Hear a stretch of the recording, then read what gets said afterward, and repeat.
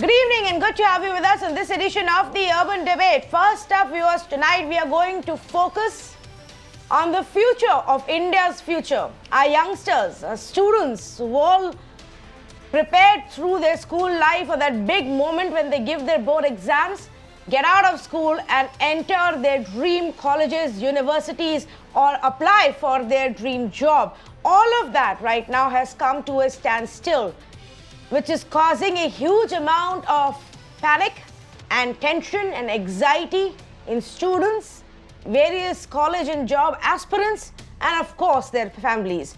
So we decided to dedicate this one full hour to discuss India's education calendar and how it might need some kind of resetting. The lockdown has obviously thrown a spanner in the entire calendar, the entire schedule. And now we need to look at the possibilities of reorienting ourselves to ensure that there is minimum loss of time for studies and for admissions as well. Now, just to give you a sense of why this is such a big worry, these are some of the examples that we've listed out. There are obviously lots more right now in our country. But CBSE Class 10th and Class 12 board exams weren't finished in April when lockdown got announced, and even before that. So many of these exams got cancelled. Similarly, CBSE boards for NRI students were cancelled. Then the ICSE board exams, which is the CISC exams, they too got cancelled or postponed in a sense. All of these are yet to take place. Delhi University, first and second year exams, there's a huge amount of uncertainty about when that will happen and how that will happen. The IIT main entrance exams, the IIT-G main exam, that has now been postponed. The NEET entrance exam has been postponed. The law entrance exam, which is the CLAT 2020, has been postponed. The Banaras Hindu University is postponed. It's the undergrad entrance test that was supposed to be held. Allahabad University has postponed all its admissions. The Aligarh Muslim University has postponed the entrance exam. And of course, schools across India are shut right now. Like I said, these are only a handful of examples. There are lots more like this where the future is uncertain. Exams have either been postponed or the results have been postponed, admissions have gotten delayed, and students really don't know how to plan their lives right now. Neither do the job aspirants. The UPSC main exam right now has a big question mark in front of it, and so obviously that throws the entire schedule for the job aspirants out of the window as well. Now we want to talk about things that the government can do. Over the next 1 hour, we'll have experts to help us understand what are our options. But first up, let's say good evening to our panelists who are joining us. Ashok Ganguly, former chairman of CBSE, with us this evening. Also great to have Anurag Tripathi, secretary at the CBSE, with us this evening. Dr. Snehalata Shamrao Deshmukh, she's the former vice chancellor for Mumbai University. I've also got Kriti Pandey, who's an IAS aspirant, and we'll have a few more guests joining us through the course of this show. But let me actually first up go across to Mr. Tripathi. Mr. Tripathi, we're also given to understand that, decision has been taken that the CBSE needs to at least get going on the checking of the answer sheets. But there is still a lot of uncertainty and chaos. Can you give us some insights into what part of the problem can be addressed immediately and what perhaps we will look at later?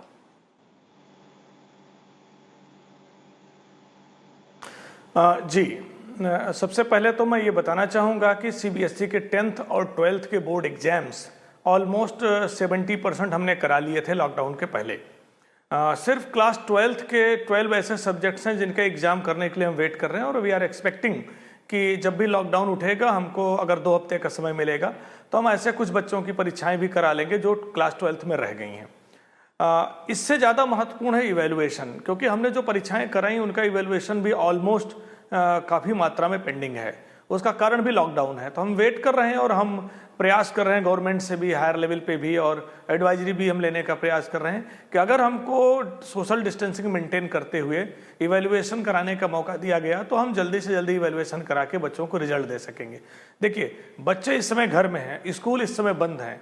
पहली इच्छा उनकी है कि उनका 10th और 12th का result कब निकलेगा। तो बड़ा सीधा सा जवाब यह है कि थोड़ा सा धैर्य रखें, वेट करें, और जैसे ही हमको लॉकडाउन ओपन होने की सूचना मिलेगी, समय मिलेगा, मिनिमम समय के अंदर हम एग्ज़ाम और रिजल्ट दोनों कर सकेंगे।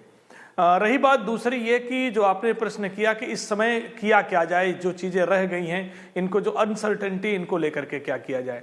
तो मैं ये कहूँगा कि ज़रूरत अब इस समय है कि जो बच्चे पिछले 1 महीनों से घर में हैं, आने वाले कुछ समय तक और घर में रहना पड़ सकता है बच्चों को, तो इसमें माता पिता पेरेंट्स के इमोशनल सपोर्ट की ज़रूरत है और टीचर्स की गाइडलाइन की ज़रूरत है। सीबीएसई के ज़्यादातर स्कूल ऑनलाइन क्लासेस शुरू कर चुके हैं। NIOS और NCERT अपने स्वयं प्रभा चैनल के माध्यम से टेलीविज़न के डिफरेंट चैनल्स पर लाइव क्लासेस दे रहे हैं। NIOS के रिकॉर्डेड क्लासेस 24/7 ऑल डेज जो हैं हम देख पा रहे हैं। तो इस तरह से जिन बच्चों के पास इंटरनेट फैसिलिटी और डेस्कटॉप है, जिनके पास डिवाइसेज हैं, वो ऑनलाइन क्लासेस भी कर रहे हैं। जहां ये सुविधा नहीं है, किसी कारण से नहीं हो पा रही है, बच्चे टेलीविज़न पर भी देख करके प्रयास कर रहे हैं। तो पहला तो निवेदन यही है कि टेलीविज़न पर जो ये चैनल्स चल रहे हैं और बहुत अच्छे चैनल्स हैं, ये टीचर सब्जेक्ट वाइज पढ़ा रहे हैं, NCERT के टीचर स्टूडियो में जाके क्लास ले रहे हैं।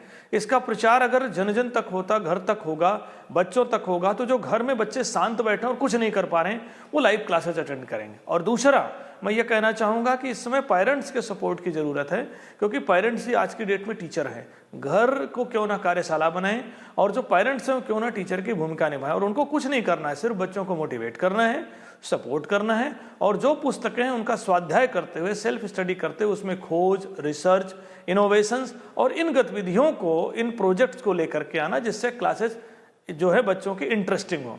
तो एक बार फिर मैं कहूँगा कि परीक्षा के लिए पैनिक ना हो, रिजल्ट के लिए पैनिक ना हो। पूरे विश्व की समस्या है, पूरे देश की समस्या है। जब भी होगा सबके लिए होगा, एक समान होगा और किसी का कोई नुकसान विशेष नहीं होगा। अगर ज़्यादा समय की क्लासेस का नुकसान हो गया और नहीं हुई, तो फिर बच्चों की फेवर में हम निर्णय लेंगे। उसमें तमाम सारी चीज़ें हो सकती हैं, सिलेबस कम भी हो सकता है, करिकुलम को हम थोड़ा सा शॉर्ट भी कर सकते हैं, हम इंटरनल असेसमेंट को भी देख सकते हैं। बट ये निर्णय और इस पर विचार करने का अभी उचित समय नहीं है। अभी मेरा सजेशन सिर्फ ये है कि जो बच्चे घर में हैं, फादर मदर सपोर्ट करें, टीचर उनको गाइड करें, ऑनलाइन ऑफलाइन टीवी चैनल के माध्यम से जितना हो सके इन्वॉल्व करें। जी जी, अनुराग त्रिपाठी जी, जो आपने दूसरा पार्ट बोला वो तो सही है और वो हमें अब करना ही पड़ेगा इंक्रीजिंगली ऐसे लॉकडाउन के माहौल में and even after the lockdown. But to the first part that you said about the exams that have to be held, the answer sheets that need to be checked, रफली जब situation clear हो जाएगी मई 3 के बाद कि क्या हो सकता है, कितने दिनों का समय हम दे सकते हैं स्टूडेंट्स को कि वो पेंडिंग एग्जाम्स के लिए प्रिपेयर कर सकें? कितना टाइम टर्न अराउंड में लगेगा हमें और फिर उसके बाद रिजल्ट्स लाने में, क्योंकि उस पर डिपेंड करता है कि उनकी आगे की लाइफ कैसे डिसाइड होगी। जी देखिए, 1 अप्रैल को सीबीएसई ने एक सर्कुलर जारी किया था, जो हमने अपनी वेबसाइट पर भी डाला है और सारे स्कूलों को हमने संदेश भी भेजा। उसमें बहुत स्पष्ट हमने कहा है कि हम जब भी बची हुई परीक्षाएं करेंगे तो मिनिमम 10 दिन का समय बच्चों को देंगे। मतलब जब भी परीक्षा शुरू करेंगे 10 दिन का समय बच्चों को मिलेगा, तैयारी के लिए भी, सूचना के लिए भी। पहली चीज़। दूसरी चीज़, परीक्षाओं की जो इवैल्यूएशन, जो कॉपियों का इवैल्यूएशन करना है, वो कॉपियों की संख्या बहुत ज़्यादा करोड़ों में होती है, उसमें समय लगता है। उसमें हमें अप्रॉक्सीमेटली 1 to 1.5 मंथ लगता है। तो हम उम्मीद कर रहे हैं कि अगर हमको ये मौका मिला, इवैल्यूएशन की छूट हमें मिली, जिसकी उम्मीद है, और आज माननीय मंत्री जी ने भी इस चीज़ को सारे राज्यों से रिक्वेस्ट की है कि हमको सपोर्ट किया जाए, सीबीएसई को सपोर्ट किया जाए। जैसे हमें अनुमति मिलेगी, हम 1.5 से पौने 2 महीने के अंदर 1.5 मंथ में हम इवैल्यूएशन करा सकेंगे। और अगर आप दिन की बात करें तो 3 मई को लॉकडाउन अगर ओपन होता है और कुछ छूट मिलती है तो हम बचे हुए एग्ज़ाम भी 15 दिन में पूरे कर लेंगे और 1.5 महीने में कॉपी चेक करके जून एंड तक हम एक कंफर्टेबल पोजीशन में रहेंगे। ये तब होगा जब कोविड कंट्रोल में होगा, गवर्नमेंट के एडवाइजरी आएंगी, किसी की जान को, किसी के स्वास्थ्य को कोई खतरा नहीं होगा, क्योंकि वो ज़्यादा महत्वपूर्ण है।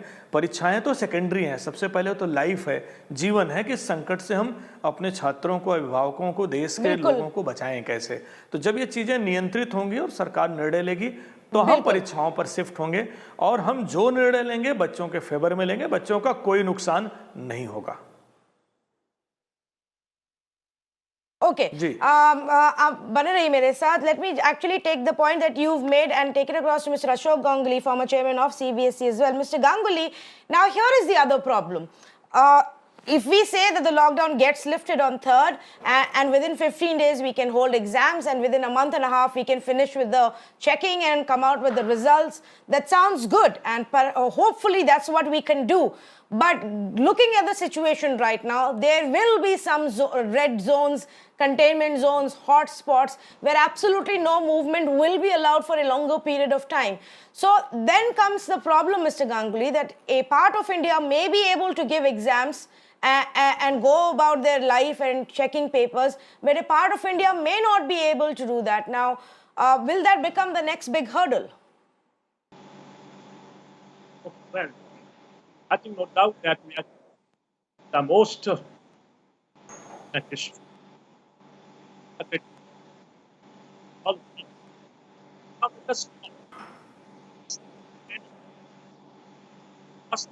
Mr. Ganguly, my apologies, but we're absolutely not able to hear you. We're going to try and reconnect with you and hopefully get a better audio line with you. Let me actually go across to Dr. Deshmukh and ask Dr. Deshmukh this question. Dr. Deshmukh, there can't be, I mean, it's difficult to have one solution for this problem because students in Mumbai may not be able to give exams while students in Hyderabad or Ahmedabad may be able to. So that could become a big challenge. Yes. Yes, you're absolutely right. In Maharashtra, the situation is quite different. There are many red zones still and orange zones also. So in those cases, the schools at that area, they may not be able to conduct the exams as usual, unless the exams are online exams. Because CBSE clientele can do online exams, but that will not be permitted because the exams should be at the same time. So at least as far as Maharashtra is concerned, Mumbai and Pune are concerned. There are plenty of CBSE schools in Mumbai and Pune, and they may not be able to conduct the exams so soon. That is what is my opinion. And hence the exam pattern in general will have to be changed. But it can't be so suddenly changed, and that and is all why of this will this further year, delay the yes, Sorry. absolutely, and all of Yes. this will further delay even the college entrances, isn't it? You Yes, know, the individual college universities entrance have their also own will be entrance delayed. program and Particularly exams. the postgraduate entrances are being delayed. We run a management institute, and the management institute last examination is delayed. So the entry point, the CET test, is also delayed, and that is why the admissions are also delayed. Last time also there was a delay, but this is particularly only in Maharashtra. And this leads to further delay of getting the jobs. The result is also to be announced. After the result is announced, the students get the jobs because this is a postgraduate examination. Similarly, there is another problem in Maharashtra that as far as the university is concerned, there are autonomous colleges also who have already finished their examinations before the lockout was declared. And the problem is with the red zones, the orange zones. The green zones are okay, but the travel in Mumbai, particularly from one area to another area, is by train, and the trains are not starting. Unless the trains start and the buses also start plying, how will the students come to the examination hall? And that is why, taking a lesson from what disaster we are in, what pandemic we are in, we should now change the system of teaching and system of examinations also. That is my opinion. Already online teaching has been going on Okay, in our schools. Yeah. Yes, Shall go I ahead, please finish continue? your point. Yeah. Already online teaching is going on in our schools, but online examination is not being conducted. I agree that it can't be done overnight. A special training will have to be given. The special papers will have to be formulated. But at least taking a lesson from this disastrous situation, we should now improve next year and start making attempt to make it very clear that the examinations should be online. Okay. All right, let me go back to Mr. Ganguly. Mr. Ganguly, I believe we have you back and hopefully with a better audio line. Go ahead, please, to the point that you were making.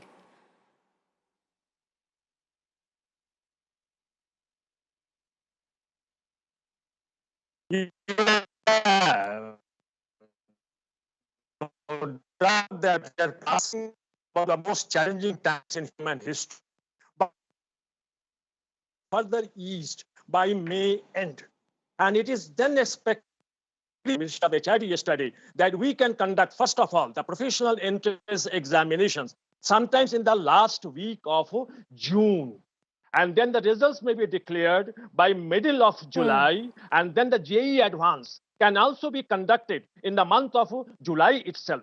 And then the counseling can be done both for the medical courses as well as for the engineering courses, sometimes in the month of August, so that the session can begin sometimes in the first or second week of September. So there will be a loss of about 2.5 months during this process.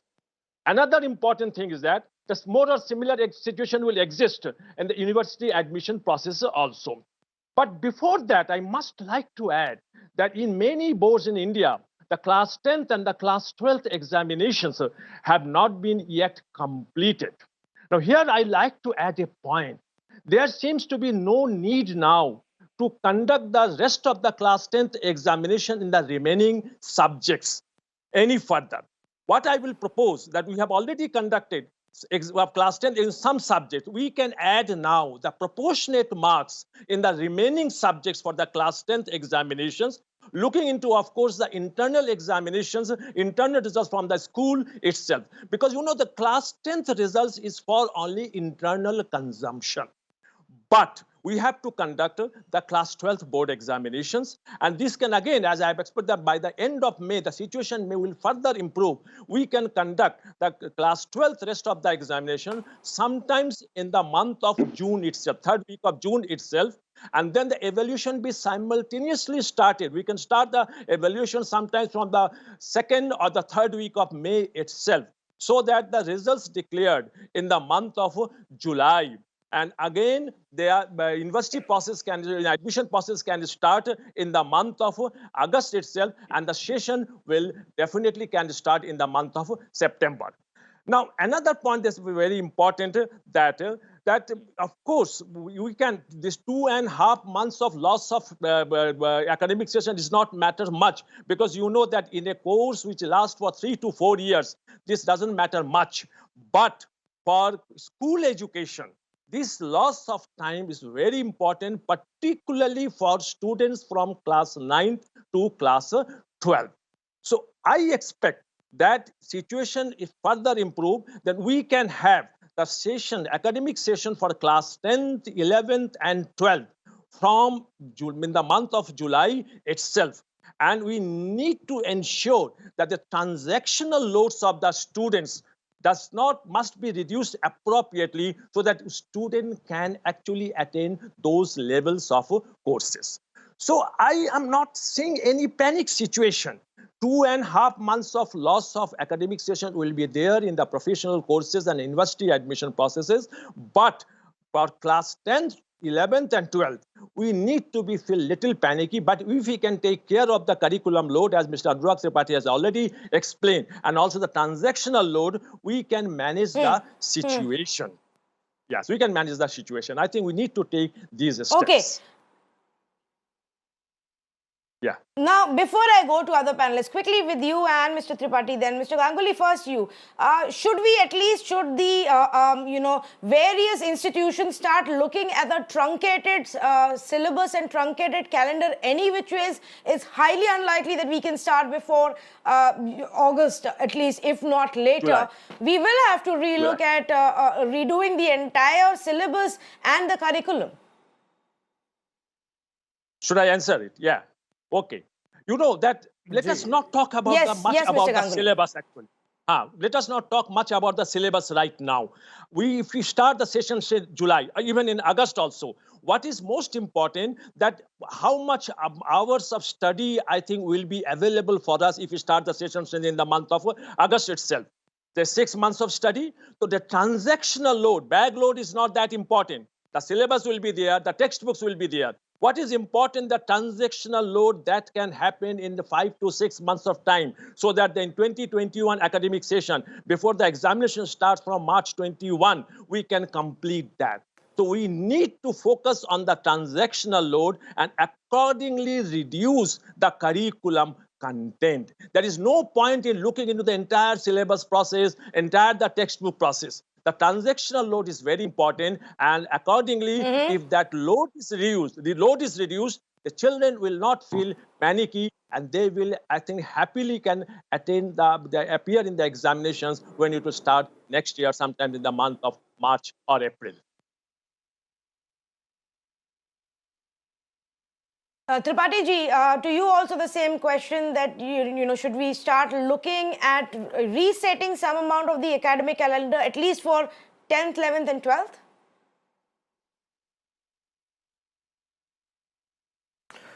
जी देखिए, ऐसा है कि बच्चों के class के दिन almost fix होते हैं। नॉर्मली 180 डेज बच्चों को पढ़ने के लिए मिलता है, और एवरी डे जो बच्चों को मिलता है उसमें 6 to 8 क्लासेज उनकी होती हैं। और उस 180 डेज में पूरे सारे स्कूल अपने पूरे वर्ष भर का कैलेंडर बनाते हैं कि कौन सा चैप्टर, कौन सा सब्जेक्ट कैसे कवर करेंगे। तो डेज इम्पॉर्टेंट हैं, और उसी हिसाब से उनका सिलेबस और उसका लोड भी इम्पॉर्टेंट होता है। तो आपको ये सूचना देना चाहूँगा कि क्लास 1 to 8 का रिवाइज्ड एकेडमिक कैलेंडर एनसीईआरटी ने जारी कर दिया है, और बहुत ही अच्छे तरीके से उन्होंने जारी किया। वो 2 चीज़ों को लेके चल रहा है। एक तो उन्होंने ये बताया है कि किन टॉपिक्स पर किस पर हम ज़्यादा वेटेज दें, और दूसरा एनसीईआरटी का जो रिवाइज्ड एकेडमिक कैलेंडर है वो इस कोरोना के समय में घर में बच्चे उसी सेम सिलेबस को, सेम बुक्स को, सेम चैप्टर्स को घर में कैसे पढ़ सके।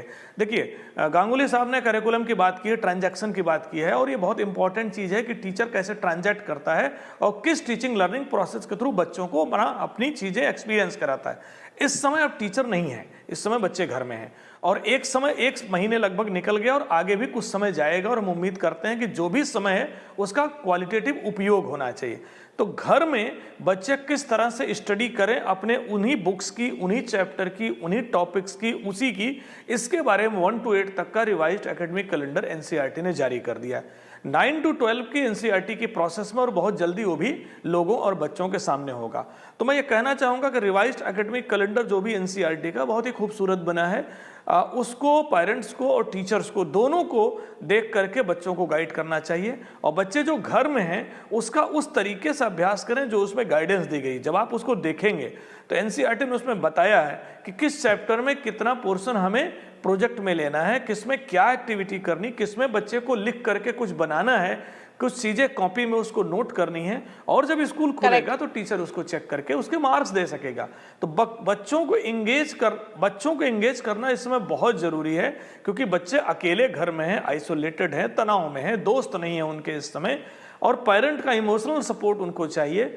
इसलिए इंगेज करना महत्वपूर्ण है, और वो इंगेज बहुत क्वालिटेटिव वे में हो सकता है जो एनसीईआरटी ने गाइड किया है। तो वो एकेडमिक कैलेंडर अब सोसाइटी के सामने, और उम्मीद करते हैं कि अब पेरेंट्स टीचर की भूमिका में होंगे और बच्चों को इमोशनल सपोर्ट देते हुए उनको पूरा कराने का प्रयास करेंगे, क्योंकि घर में खाली बैठने से बेटर है कुछ प्रोडक्टिव प्रयोग, उपयोग, इनोवेशंस किए जाएं। तो हम उम्मीद करते हैं कि चीज़ें बेटर वे में आएंगे, और वो जारी हो चुका है।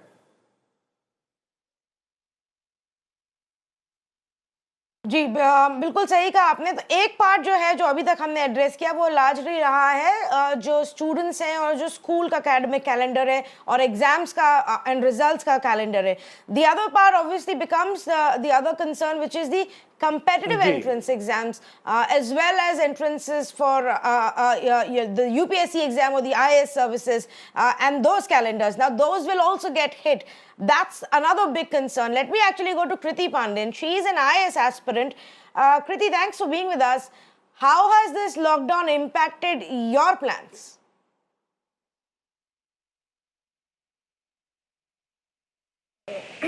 Firstly, I would like to highlight the situation of the postponement. This type of postponement and becoming the uncertainty is bringing anxiety and becoming the cause of the depression and overall the mental issue for their aspirants who because of the government should come up with the clarity about the date, that the government is saying that we will come with the date or after 3rd of May. but government is not just confirming the date because it will make our preparation sluggish, because people who are expecting delay in our examination date and their preparation has become very sluggish because they are not giving the 100%. And I would like to highlight one of the points. So people who are in the last attempt are scared because of the postpone might result in the delay of the entire cycle of our examination and might lose their chance in the future to get in the service in the first attempt. And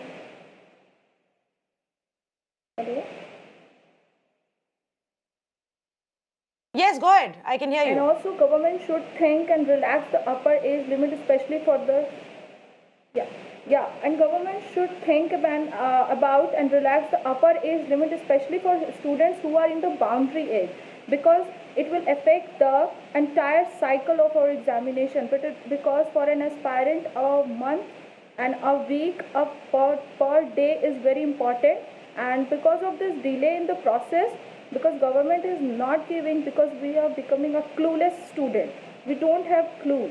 And because last time Shashi Tharoor sir also tweeted that government should give a fixed date about our examination, because every year 9 lakh approx students give this examination, and government should take a measure to control this end. And all the students are ready to tackle this pandemic, but government should give attention to UPSC aspirants also.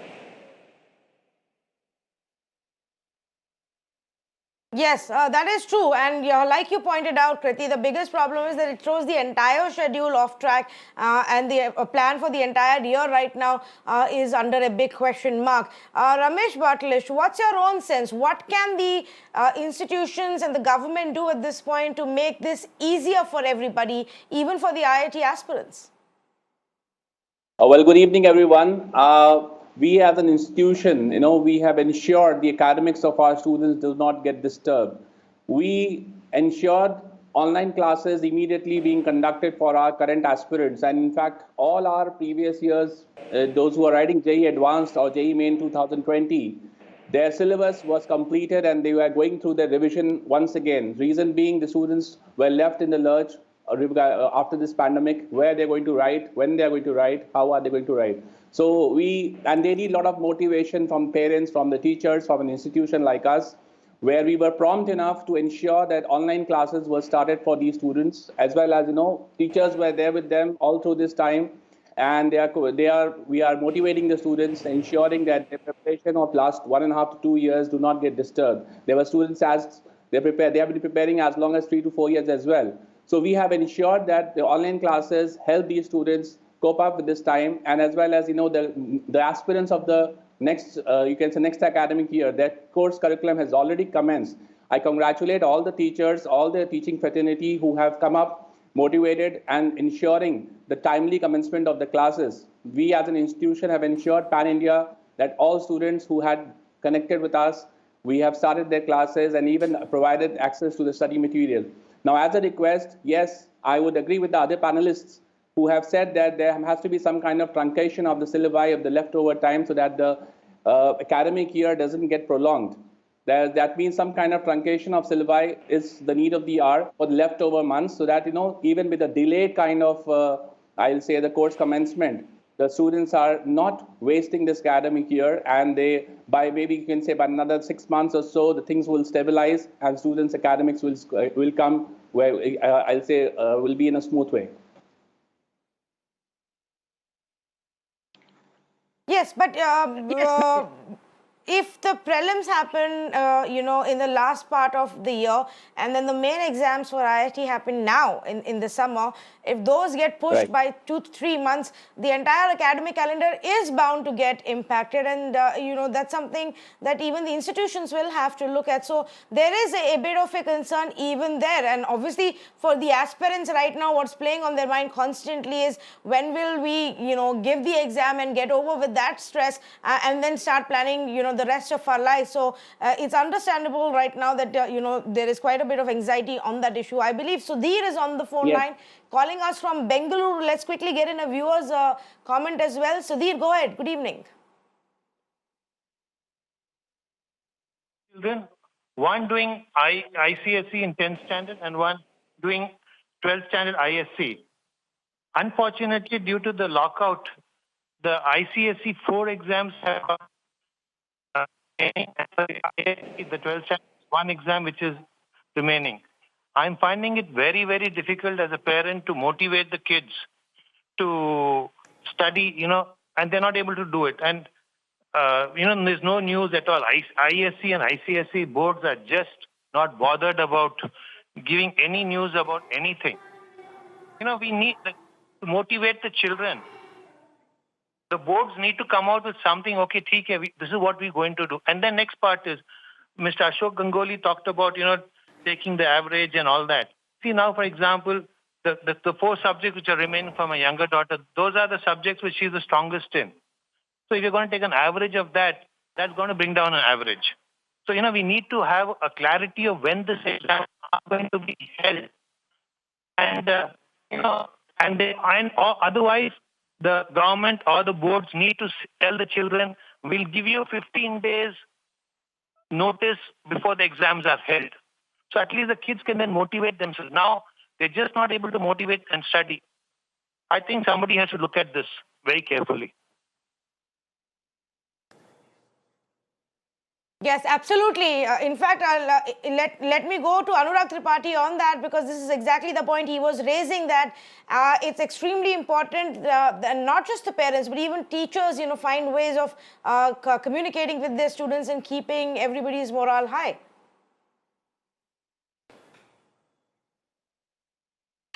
जी, सबसे पहले तो मैं इस बहुत genuine question और इसका उत्तर ये देना चाहूँगा कि जहाँ तक सीबीएसई बोर्ड के एग्जाम्स की जहाँ तक सीबीएसई बोर्ड के एग्जाम की बात है, हम लोगों ने एक सर्कुलर 1 अप्रैल को निकाला है और हमने वेबसाइट पर अपलोड किया है।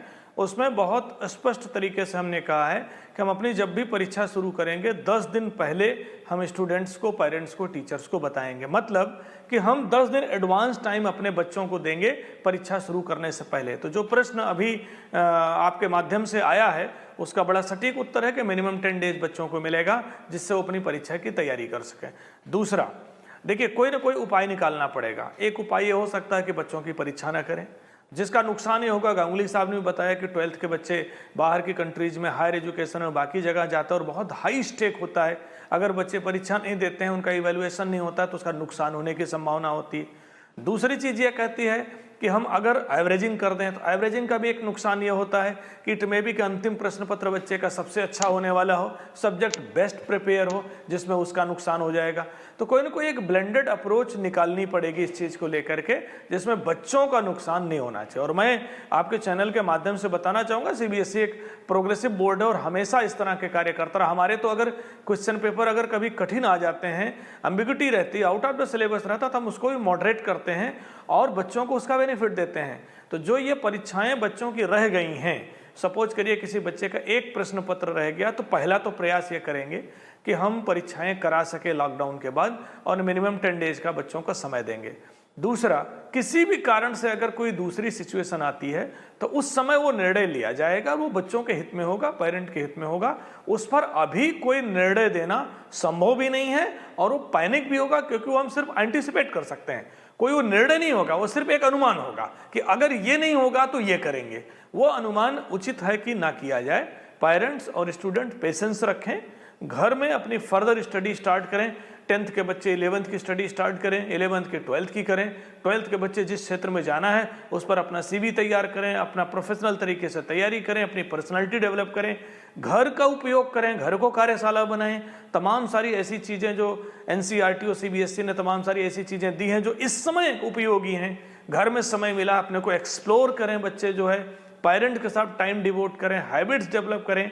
इन चीज़ों में इन्वॉल्व करने से उनका पैनिक भी कम होगा, तनाव भी कम होगा, इन्वॉल्वमेंट भी बढ़ेगा, एबिलिटी भी बढ़ेगी और यह समय बड़ी आसानी से निकल जाएगा, क्योंकि यह संकट किसी एक का नहीं है, पूरे विश्व का है। और इस संकट में सबको साथ मिल करके लड़ना है, सपोर्ट करना है, पेशेंस रखना है, स्टूडेंट्स को इमोशनली बूस्ट अप करना है, क्योंकि बच्चे तनाव में नहीं आए, डिप्रेशन में नहीं आए, किसी तरह की मेंटल ट्रॉमा, मेंटल प्रॉब्लम में नहीं आए, बच्चों के मेंटल सिकनेस से भी बचाना है।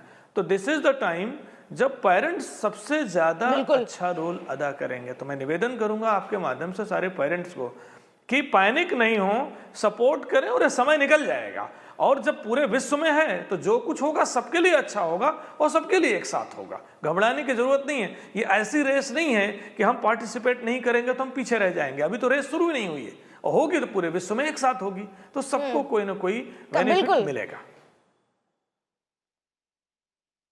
जी, बिल्कुल सही कहा आपने। You are absolutely right there, but sometimes the uncertainty and lack of knowing where you are headed can get extremely difficult over a long period of time. Of course, अभी हम कुछ कर नहीं सकते, जो है situation वही है, तो अब हमें mentally prepare होना पड़ेगा कि कुछ महीनों तक ये uncertainty शायद रहेगी।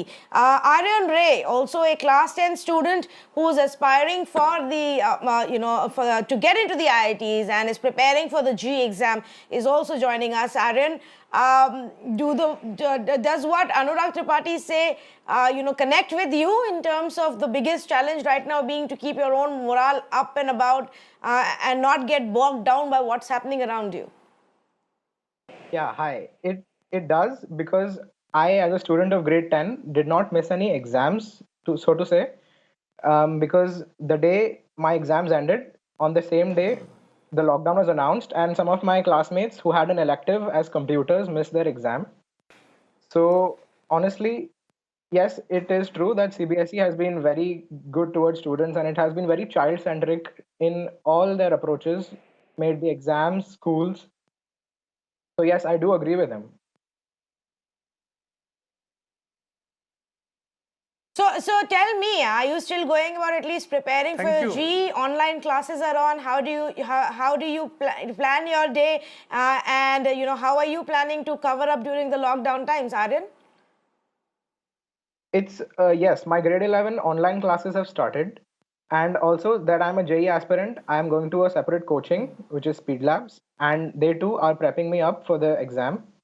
So yes, online classes are helping me cover up portions in this lockdown, but also it's that online classes have less efficiency, and then physical presence of the student and the teacher is what we require.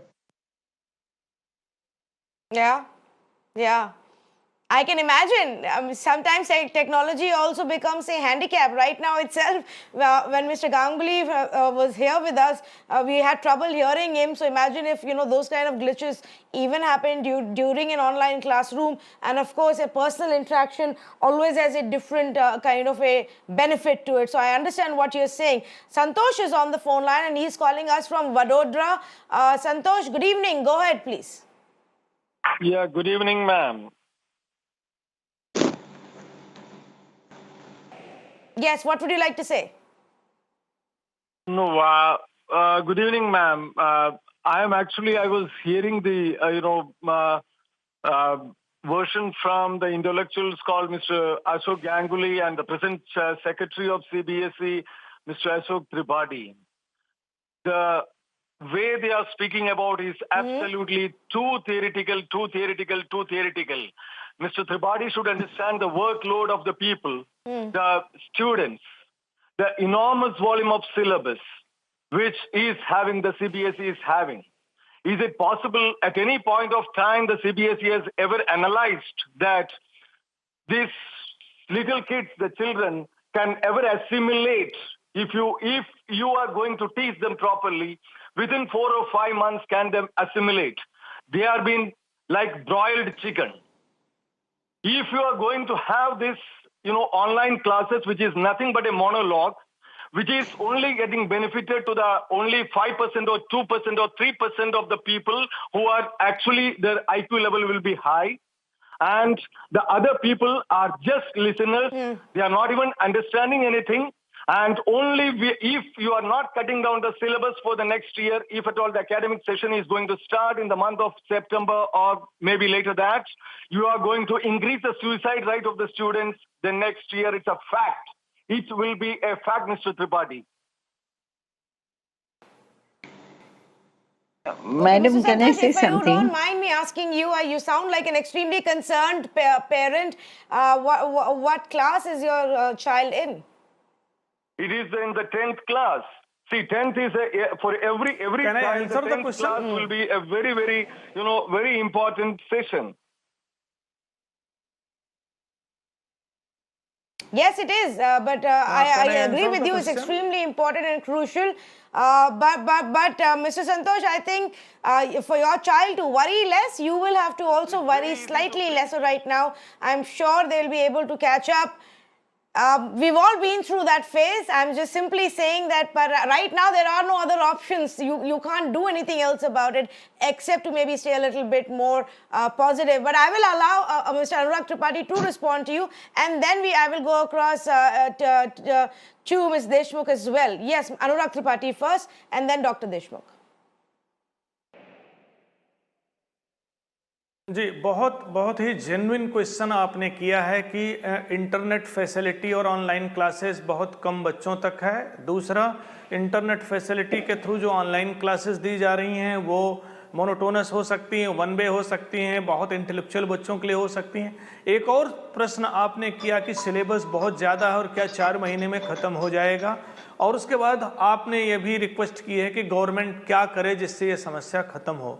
उत्तर आपके पास है और उत्तर भी आप देने का प्रयास कर रहे हैं। देखिए, हाथ पर हाथ धर करके नहीं बैठा जा सकता, एक कदम आगे बढ़ाना पड़ेगा। ये एक ऐसी सिचुएशन है जब आप और आपके बच्चे घर में हैं, हम और हमारे बच्चे घर में हैं। एक तरीका तो यह है कि हम कुछ ना करें और एक तरीका कि हम एक कदम बढ़ाएं। तो online exam, online evaluation, online classes एक कदम बढ़ाने का प्रयास है जो विश्व स्तर पर हो रहा है। हमारे यहाँ थोड़ी फैसिलिटीज कम है, थोड़े इंटरनेट, थोड़े डेस्कटॉप, थोड़ी सी चीज़ें हर बच्चे तक नहीं है, लेकिन ये होना ही चाहिए। तो एक अच्छा अवसर है जिसकी शुरुआत की गई है। दूसरी चीज़ आपको बताना चाहूँगा कि जिन बच्चों के पास इंटरनेट फैसिलिटी और डेस्कटॉप नहीं है, वह बच्चे टीवी चैनल के माध्यम से इसका फ़ायदा ले रहे हैं और ले सकते हैं। स्वयं प्रभा चैनल जो इस समय दूरदर्शन पर, टाटा स्काई पर, एयरटेल पर, जियो पर, हर जगह आ रहा है, डीटीएच पर, उस पर प्रतिदिन 7 घंटे एनआईओएस की क्लासेस लाइव चल रही हैं और प्रतिदिन 4 घंटे एनसीईआरटी की क्लासेस लाइव चल रही हैं और बड़ी बेहतरीन क्लासेज हैं। उसको आप देखें, एक बार उस चैनल को देखिए तो लगेगा one of the best teachers उसकी क्लासेस ले रहे हैं।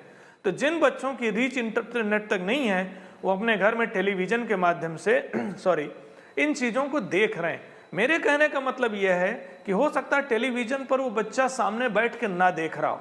यहाँ जरूरत क्या है, पेरेंट को सपोर्ट करना है कि ऑनलाइन पर, इंटरनेट पर, टेलीविजन पर, ऑफलाइन में, बुक्स में, सेल्फ स्टडी में बच्चे इन्वॉल्व हों, मोटिवेट हों। ये पेरेंट की जरूरत है क्योंकि बच्चे घर में हैं, टीचर नहीं है। अगर आपका बच्चा स्कूल में होता तो ये काम 8 घंटे टीचर गाइड करके कर लेता। दूसरा, एक कदम बढ़ाइए, आज नहीं तो कल ये करना पड़ेगा।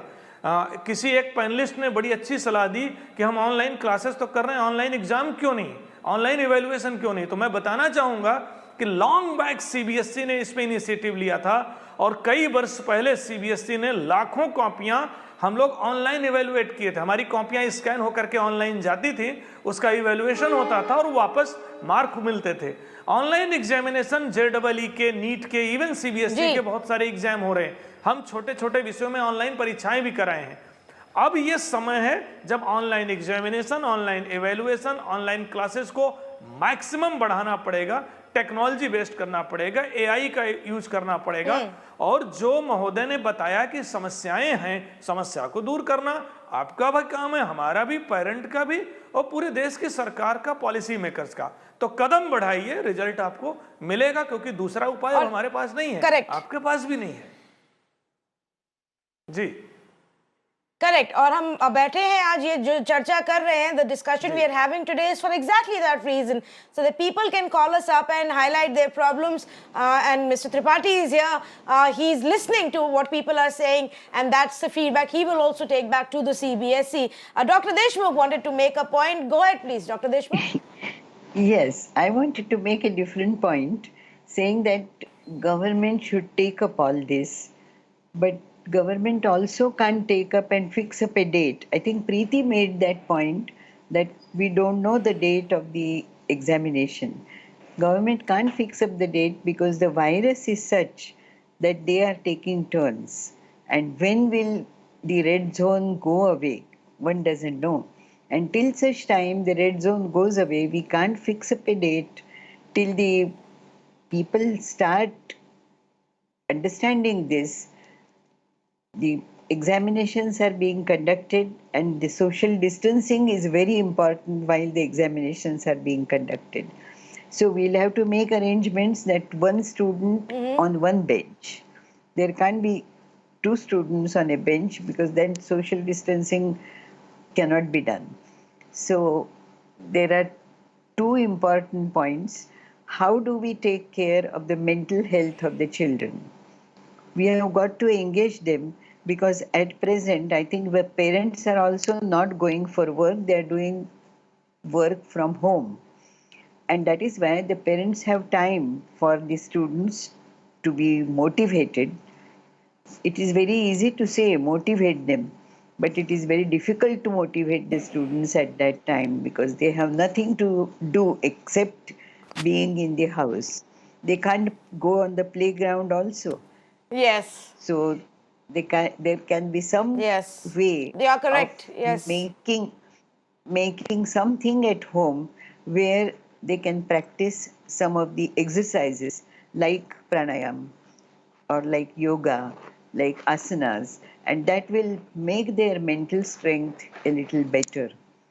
So the third point which I wanted to make. Yes, that I agree with you. I particularly- completely understand that one aspect, Dr. Deshmukh, is the mental health and the mental peace part, even for the youngsters, who already have so much Yes. of pressure and burden for their Yes, yes, studies and future yes, planning. yes, Before I yes. wrap up, very quickly to Ramesh Batlish. Ramesh Batlish, this will become a big challenge, right? It's not to say that if situation improves, even in 80% of the country, say a month later, the rest of the 20% will perhaps still be struggling and in a state of a lockdown, a hotspot or a red zone. In such a scenario, how do you have a central entrance exam, whether it's IIT-JEE or whether it's the NEET exam or even the AICTE exams that you see?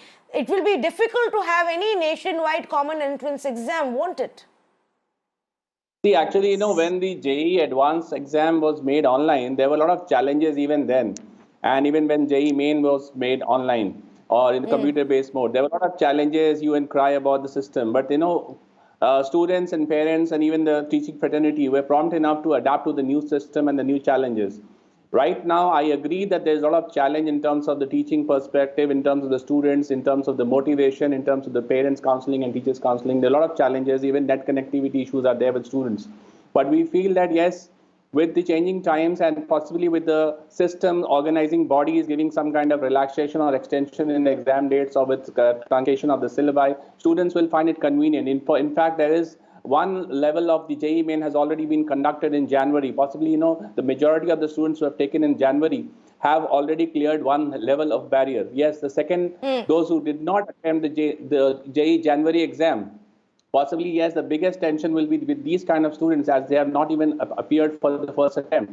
So here we need to finalize the date, and once the date is there, at least for those leftover 20% students, if we can organize the exam in an online mode, and possibly the two results could be combined together, we will be able to pull through this kind of situation. Well,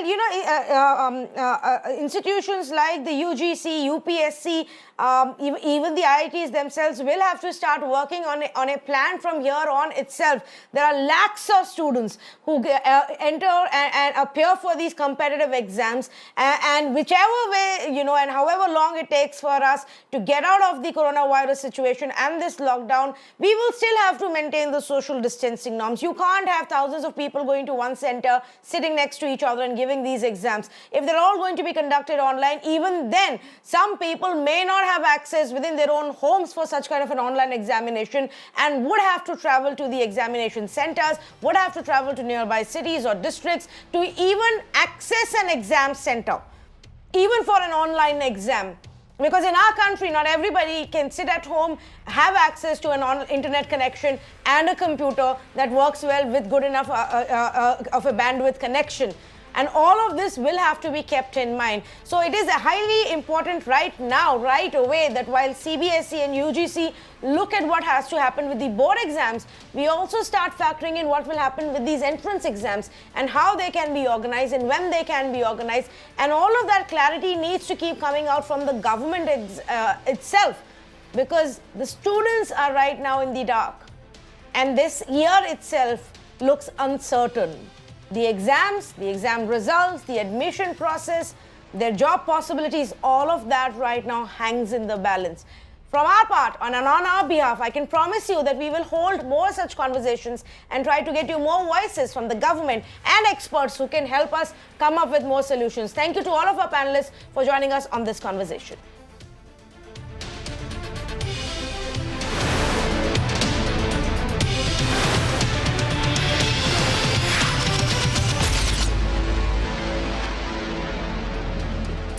Good evening and good to have you with us on the 9 p.m. edition of the Urban Debate. Viewers, we are literally counting it down to May 3rd, when lockdown 2.0 is supposed to come to an end, and everybody is talking about what happens next. One thing is very clear, that not all of India will be able to go back to life as it was immediately on May 3rd or May 4th. There are part of India, that's the red zones and the hot spots, will continue to see a strong set of restrictions. But what about the rest of the country? What about those 300 odd districts that hardly have any cases, have hardly been hit by COVID-19? What about those towns and villages and states which are largely now unaffected? Can we restart the business activity there? Can we restart the engines of our economy now gradually? While yes, health has been the core focus for the past 6 weeks, it's come at a cost. It's come at an economic cost. And all of that also affects your health and my health. So let's also get a conversation going from here on. And we're going to call it the India Revival Mission. We're going to talk about what should be done. How do we go about restarting our economy? What should be priority? First up, for example, one thing that comes to my mind is perhaps looking at opening more shops. Now, essentials are already being sold. Let's bring in some more goods perhaps. In areas which are like the green zones, more shops can be opened. Now, the center has come out with a set of guidelines to that, but not too many states have implemented that so far. So, starting a series from tonight, we will talk about what life should be post May 3rd. And we will get the biggest of the voices from the industry, economists, top influencers to share their views on how life should be post May 3rd. Tonight, I have two of the biggest voices from the retail sector. And I will ask them this question as well. So let's straight away go ahead and say good evening to Rakesh Biyani, the Joint MD of the Future Group, and Mr. B.S. Nagesh.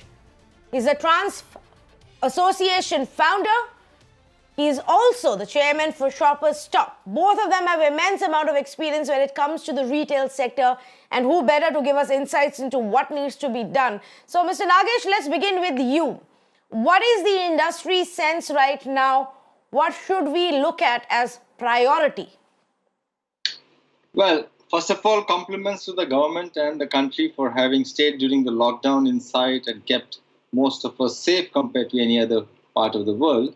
This actually gives us more right to open up not only the essentials but the non-essentials.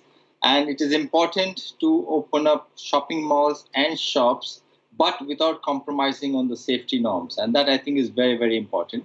The good part of it is, with all of you there, with so much of news, so much of reading material, so much of gyan being given, I think the Indians have become very conscious of the social norms and the distances that they need to maintain.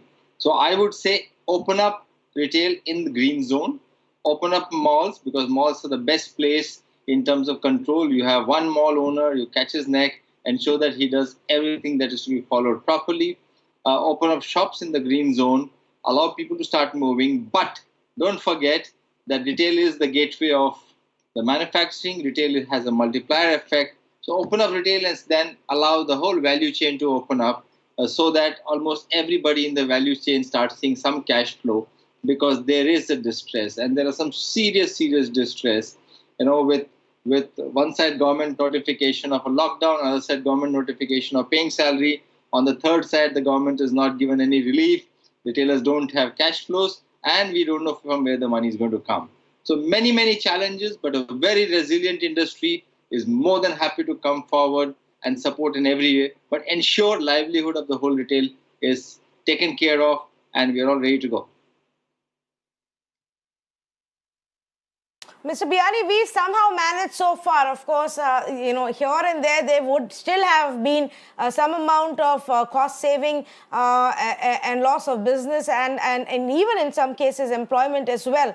But if we don't bring in relief, in another week, 10 days, what is likely to happen to the retail sector as we know it right now? I think overall the retail sector has been quite resilient till now.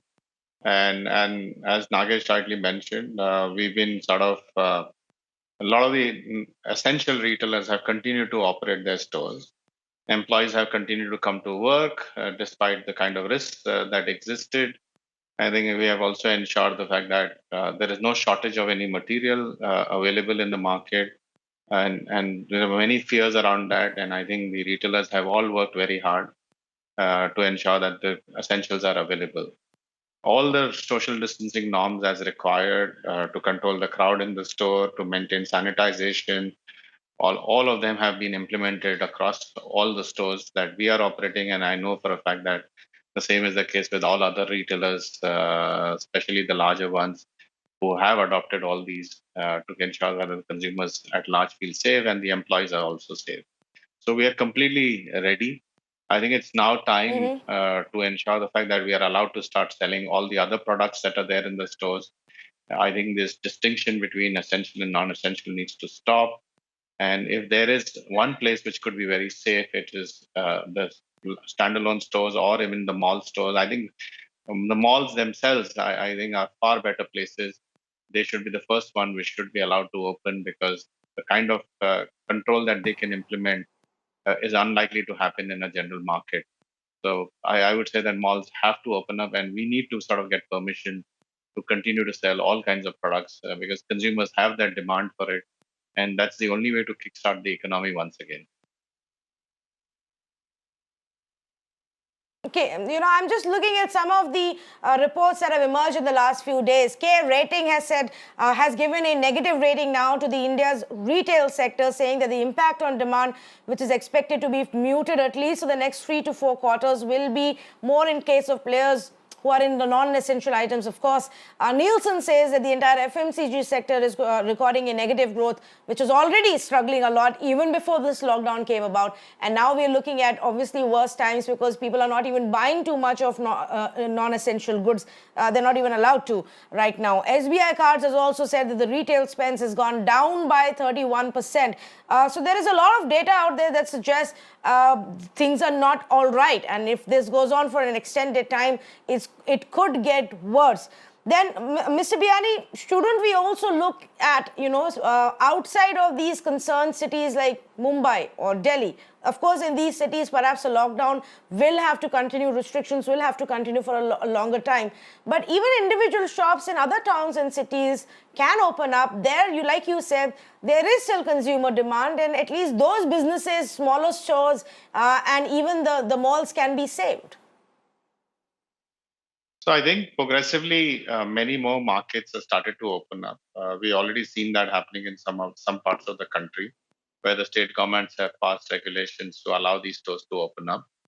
I think even in the cities which are still in red zone, I think essential products are being sold, and essential products are getting home delivered, both by retailers as well as by e-commerce players. I think it is not the time to start differentiating between essential and non-essential. I think there is a need for non-essential products. I think the definition of essential and non-essential is being done by the government. I think that should be done by the consumer at large. And if the government should straight away allow all kinds of products to be delivered to consumers' home. Because if essential can get delivered, so can the non-essential also get delivered. I don't see any reason why that distinction should be there. It's almost 6 weeks plus now since the time there's been a lockdown in some parts of the country. Demand gets created and there are new needs which are coming in. Let me be specific to you. I remember very well about 3 to 4 weeks ago itself, there were certain markets where there was a significant need for infants clothing and baby clothing. And because there is a lack of help at home, it's not easy to sort of wash all the clothes. And we moved to the local authorities and got permission, and we have been selling those products for some time. Similarly, the such needs are there for across everyone, and all retailers are geared up. I would say that, along with the Retailers Association, there's a significant amount of work which has happened to ensure the fact that all the safety measures that need to be taken, they have been implemented. The best-in-class practices, as discovered from the rest of the world, has been adopted. All retailers are very, very committed to that direction. But it's time that if you don't start revenue generation, it is going to become very, very difficult. I think if the rating agencies, which are what they are saying, it is a logical way, because there's zero revenue coming in from many, many retailers. And if that's the way it is going to be, it is going to be a crisis in the industry. There won't be any cash to pay up expenses. There won't be cash to pay up rents. And there will be just too many challenges that are going to come in. So we definitely need intervention to solve some of these challenges. But at the same time, the beginning needs to be to allow the retailers to open up and allow essential products to be delivered, non-essential products also to be delivered. Yes, no, I completely agree with you, which is what I wanted to, also speak about, Mr. Nagesh. The impact that would be there if the current situation continues for too long. Now, while the central government has come out with fresh guidelines that say that shops, at least in green zones, even for non-essential goods, can open up, there was a bit of confusion about what marketplace really entails and what defines as that. But we've not seen too many state governments actually respond on that, and they have largely just chosen to say, no, not right now, we'll take a call later. So are retailers individually now speaking to state governments and local administration to resolve this problem? The Retailers Association of India is actually talking to the government, state government as well as central government, on behalf of all the retailers, not only the members but all the retailers. I think we need to understand, when you talk of care rating coming down for retail, actually it means care rating is come down for consumption. Okay, and India's, if you look at the GDP growth has been brought down, what does it mean? The whole consumption is going to come down. And like I mentioned, consumption, retail is the gateway for every manufacturing. So state governments also have to look at it, but set up the norms, which is very important. Otherwise, the impact is substantial, and the impact is at 3-4 levels. One impact is the MSMEs. Let's not forget that whether it is retail or any other MSME, you have 85 to 90% of them are small MSMEs. I mean, if you take an apparel, you don't open an apparel shop.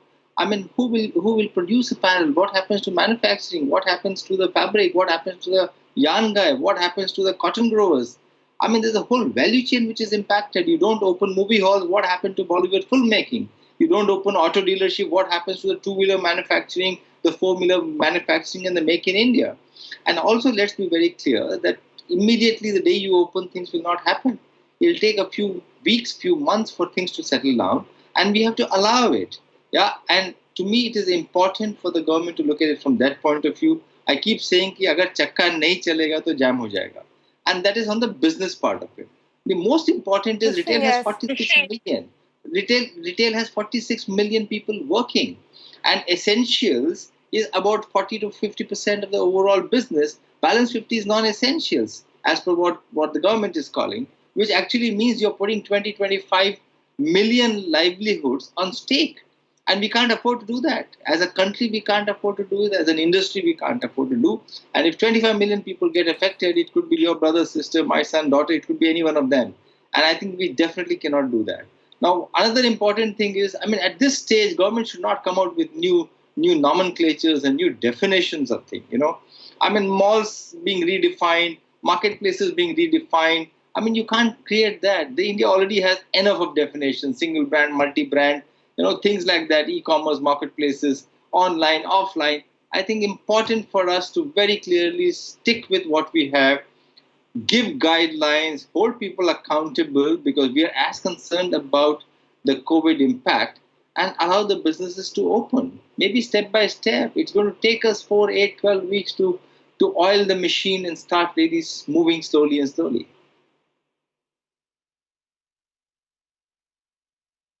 No, I completely understand with you. In fact, because you raised this point, and I was going to get to it as well, that it's not just enough to say, Mr. Nagesh, that okay, some more shops can open, whether it's in a marketplace or a standalone or even in a mall. If these shops don't get the material that they have to sell, if the manufacturing facilities are not allowed to function and manufacture, or if they don't have the manpower, or if there's a problem with the transportation, those issues will also have to be looked at, isn't it? I mean, what is a apparel store going to sell if the textile industries in Gujarat are shut down? Yes. And I think let's give the compliment to the Indian citizens and the government of India. I mean, 130 crore people. How many places you found panic buying? How many places you found people buying 10 times and taking away, panic at the shop? You've seen this happening in the Western world. I mean, this is compliments to the whole retail ecosystem. It has sustained kitchens of 130 crore people. But don't forget, there are houses where the refrigerators are not working, the ACs are not working, the mixies are not working, the sterilizers are not working. I mean, there are hundreds of equipments which are not working. There are cars which have got a flat tire, the tires have to be changed. I mean, there's so many, you may call this as non-essential, but these are required to run the essential part of it. So this is an ecosystem. I think the first step taken by the government is fantastic, but the second and the third step has to bring in essentials together and ensure that the countrymen actually start coming out of the fear and anxiety they are. The number of webinars that we are doing and the people asking questions, what will happen to my job, what will happen to the salary cut?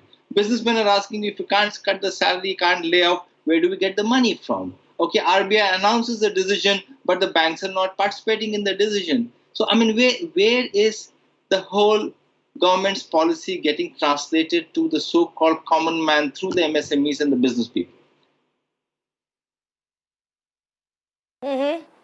Mr. Biyani, would you want to weigh in on that as well? That, you know, irrespective of what decision gets taken on May 3rd, there will be some bad news for the industry. There will be some job cuts and salary cuts that we should brace ourselves for.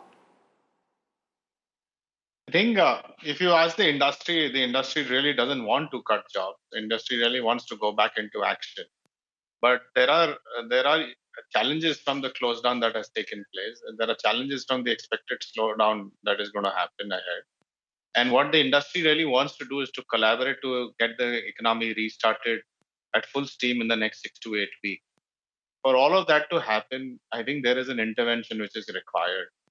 Worldwide, there has been significant amount of intervention which has happened to ensure the fact that there is adequate liquidity and fund flowing to everybody in the country so that the businesses can continue to operate and people have enough cash to sort of go and continue to shop over a period of time. Now, that has not happened here. In fact, the translation of instructions has been so poor that it's been an absolute struggle. And if that is how it is going to remain, then unfortunately, some of the numbers that Nagesh has shared, they are all going to become a reality. There could be significant amount of job losses, and it is extraordinarily worrying that we should not really put ourselves behind for that many number of years. That it will take forever to really recover out of something like that. We have an opportunity. There is a certain ask that the industry has put in place. It's a very reasonable ask. It's all about getting the business to move forward. We have the opportunity, we have the potential to go back to normalcy much faster than any other part of the world. We have a very young population. We have an amazing set of entrepreneurs in this country. I think it's imperative the fact that there has to be certain incentives, certain kind of packages which are sort of made available so that the industry can survive through this and ensure the fact that we participate in reviving the entire supply chain. Because if retail starts kicking in, the rest of the entire supply chain, the value chain would also start moving forward, and that's extremely important. And it's not a very large ask. It's not an ask of that we want significant amount of doles or subsidies from the government. It's simply asked is to sort of capitalize the business with strict instructions so that it helps the industry recover back faster.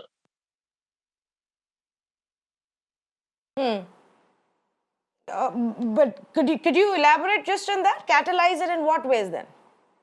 So I think the most important thing that an industry is saying is the fact that we need extra working capital. Up to about 30% of the existing working capital is required to be sort of come through. Second, there needs to be an extension on the moratorium.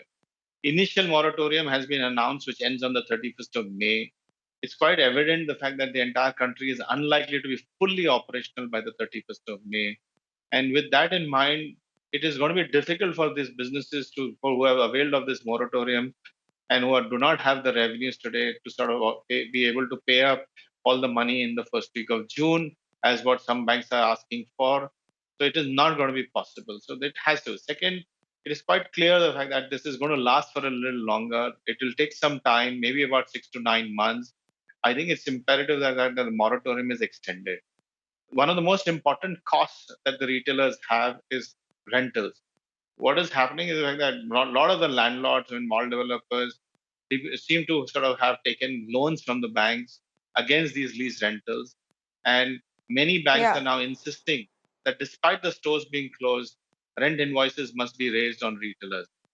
Where will the retailers be able to pay this rent if they have not operated at all? Now, there has to be an intervention which is required. The intervention required is that we need to be in a position to reset these LRDs or lease rental discounting or term loans which have been taken by these mall developers for creating those properties by at least about 12 to 18 months. What that would do is the fact that would allow retailers to sort of operate the slowdown period at a negotiated revised rental, which could be linked back to revenue share. And if that happens, the probability of the entire supply chain getting revived faster is much higher. I can guarantee the fact that the job losses will not happen if these kind of supports are provided. Well, that's very interesting, and I hope the government listens to that and acts on it, because at the end of the day, as we look at reviving the sector and various parts of the economic engine, we also have to look at saving the jobs and, saving the livelihood of people as well. We're saving them from COVID, but we also have to save their jobs and ensure that they have a livelihood tomorrow. Thank you so much. It's been a pleasure to have both of you here, the biggest of the voices from the retail sector, speaking to us on how to save and revive the retail sector in the coming days. Thank you for joining us on this conversation. Now, viewers, like I said, we've got a series of big voices lined up for you. Now, earlier in the day, I also spoke with the Principal Economic Advisor to the Finance Ministry, Sanjeev Sanyal. And of course, the question that I began with was to ask him, when are we going to see a series of announcements, some kind of economic package? The industry is looking forward to what the government has to say to help them out. Here is that conversation that I had with him. Thank you for joining us on this special broadcast. Viewers, we are just about 5 days away from the deadline to end for Lockdown 2.0. That's 3rd of May. And the biggest talking point today in the country is what happens next. So let's try and understand, what can be expected. What about the economic help that the country is expecting from the government? Where are we headed? Joining me right now is the Principal Economic Advisor to the Finance Ministry, a known and reputed economist, Sanjeev Sanyal. Mr. Sanyal, thank you for speaking with us. It's been almost 6 weeks effectively of a lockdown. Shouldn't we now be moving towards a larger set of relaxations? I think, as the Prime Minister made clear yesterday, this will be done taking into account the data that is available.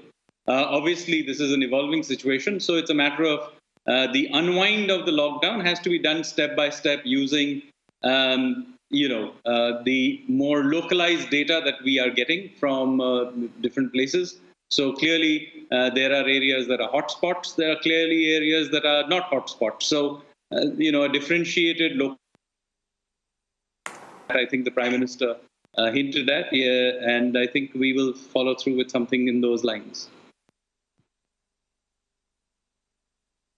But, the sense one gets is that we bought this time with the lockdown, not just to contain the infection, but also to buy us time to build health infrastructure, to prepare ourselves for a time that there may be a larger number of cases with additional beds, quarantine facilities, ventilators, what you need as far as healthcare is concerned.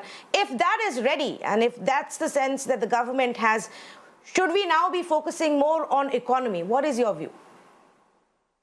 We have certainly made enormous amounts of effort in terms of getting the health infrastructure ready. We have a reasonable sense of where the hotspots are, what the responses can be. There's also a large global experience that we can draw on. So in that sense, we are, of course, much better prepared than when we were at the beginning of the cycle. But you're right. There is, of course, an economic price to be paid for a lockdown. And I think the Prime Minister, again, made clear that this is an issue that we take very seriously, and that there will be an effort now as we begin to look into how, in particular, we make sure that our business sector revives, that there are no payments problems, certainly make sure that the financial sector does not see a cascade of defaults from the disruptions that have happened. So you will see both the Reserve Bank, the Finance Ministry, and other parts of the government now really get into making sure that our economy opens up. Yes, taking into account the health situation as well, but that has not yet completely played out. Nevertheless, I think the economy is certainly something that we will be looking at and beginning to get it going again. Okay, and you do know that the chorus has been growing for an economic package for, I think, 3 weeks now.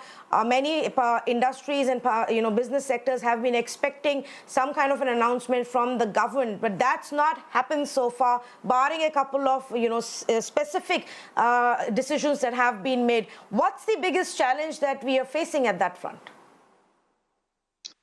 We have taken a somewhat different approach. Many other governments around the world may have gone with the approach of announcing one big package right in the beginning. I have stated this in the media before as well. We have gone for a more calibrated approach. Now, this is not because we do not appreciate the seriousness of the challenges on the economy, or that we are not willing to do big things. It is because we think that this is not a sprint, and that we need to be willing to play this out and then slowly ramp it up. So we have been taking feedback and responding. As you will remember, the very early parts of this lockdown, the focus was making sure that the poorest people in the economy get some cash in the bank, get some physical food. So that was the initial and very first concern. Since then, the Reserve Bank has already done a series of measures in terms of lowering interest rates, trying to get liquidity out. Just yesterday, they announced a special package of liquidity for the mutual fund industry, and so on and so forth. And you will see other efforts being rolled out. This is a much more calibrated step-by-step approach.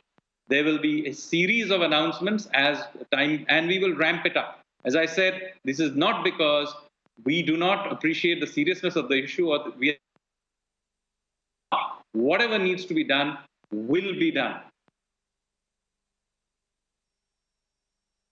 Okay, Mr. Sanyal, in a paper that you wrote and shared recently called Risk versus Uncertainty, you write that policymakers often try to employ the same regulatory approach to tackle both risk and uncertainty, that this is a slippery slope since large range of possible outcomes in an uncertain world lead to proliferation of regulation that ironically get in the way of flexibility and transparency needed to deal with unpredictable situations. Now, we would all agree that this is a time of uncertainty with possible unpredictable situations as well.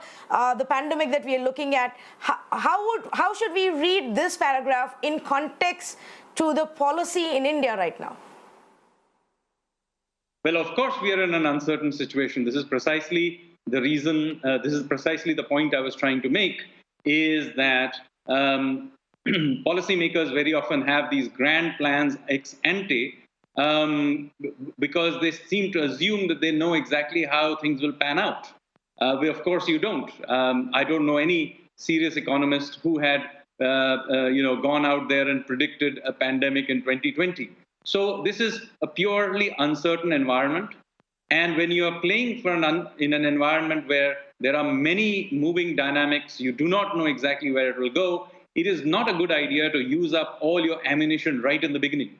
It is far more important to do what is necessary to keep things going, but most importantly, look at what the real data says, respond to it strongly where necessary, but be willing to use it in a much more calibrated way. This is precisely what we are doing. So if you look at how we are opening up on the health front, the unwinding of the lockdown, we haven't started out right in the beginning saying, okay, we know exactly when the cycle will end. No, we look at the data, we calibratedly open it up. Same thing on the economy. We know there's been a big hit, but of course, this is still an evolving situation, not just in India, by the way, but internationally. So when we open this up, we have to make sure, of course, there's liquidity for the SMEs. We know for a fact that there are problems that the financial sector will face. There are other sectors like hospitality, airlines, and so on that have clearly been affected. But exactly how this will pan out? Well, the only way to deal with it is to look at what the data actually says, look at what the balance of risk is, and keep responding to it.